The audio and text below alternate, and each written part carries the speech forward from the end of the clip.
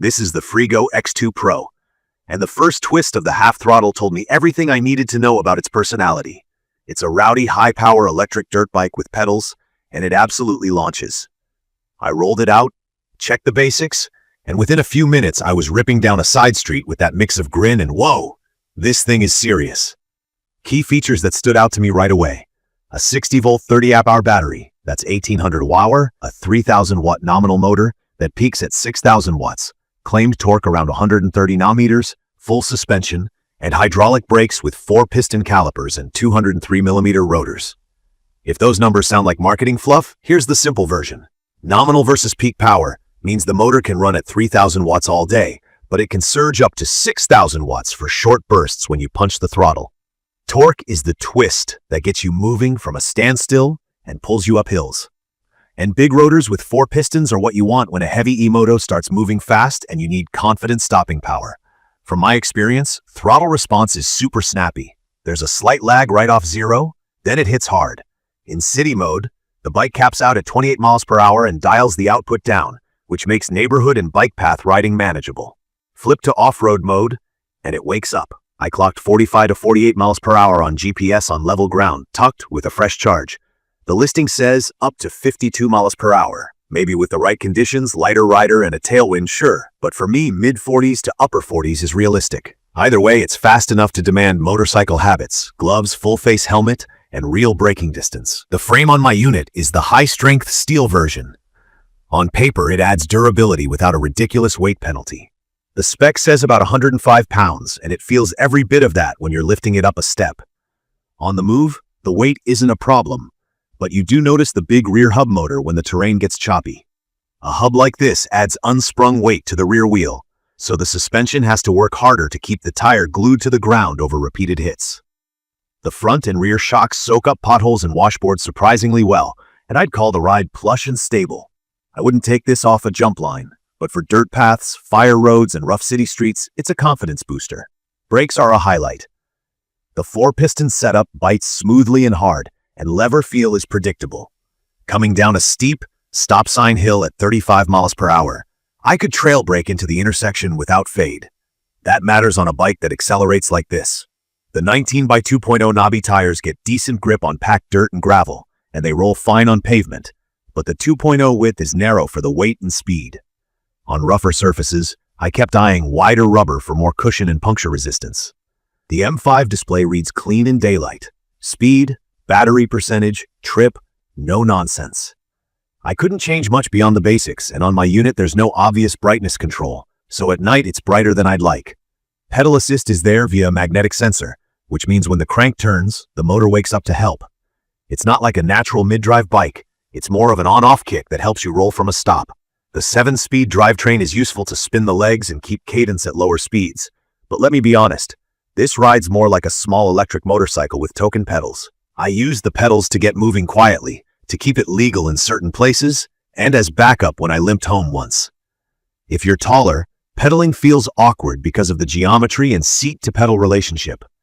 The thicker, slightly lower seat is an improvement for comfort, though. I could sit for a 30-minute mixed ride without fidgeting.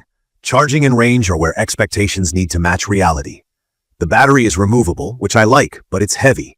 The fan-cooled charger does its job, and charge time is long. I plan overnight and don't expect quick top-offs. In my opinion, the claimed range is very optimistic if you ride it like it begs to be ridden. On rolling hills, off-road mode, 190-pound rider, mixed throttle, I got 12 to 18 miles before the voltage sag said be nice. Riding gentle in city mode, keeping it under 25 miles per hour, I stretched it to around 25 miles. The battery bar drops fast in the last third. Voltage is the more honest indicator. If you need consistent 30 to 40 mile rides at pace, you'll either have to baby the throttle or think about a second battery. Assembly was straightforward with the included toolkit, but I still did a full bolt check. That mattered.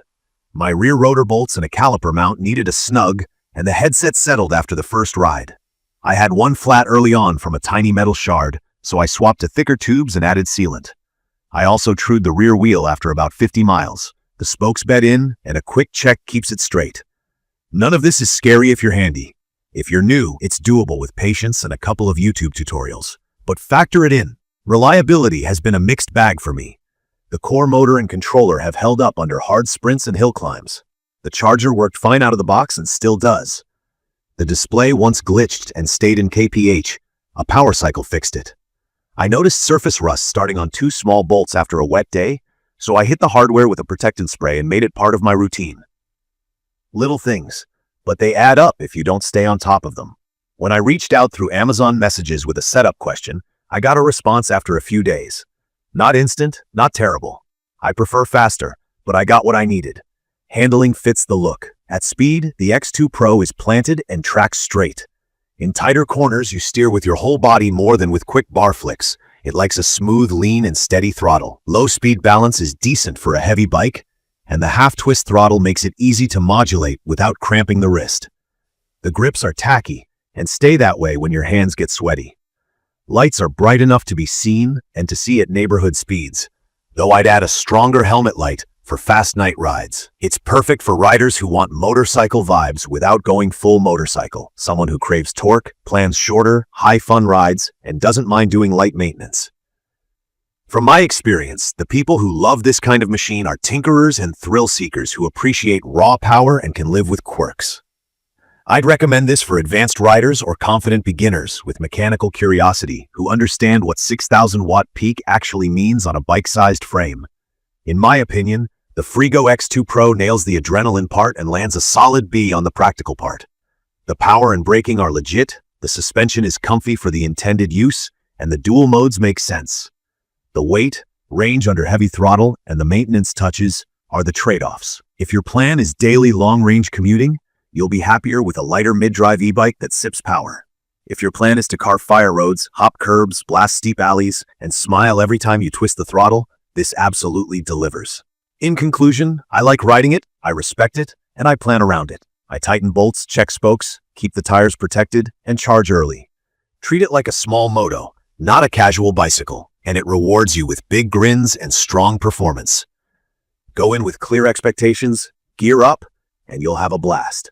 I'll leave the details about the Freego X2 Pro in the comments for you to check out. See you in the next video.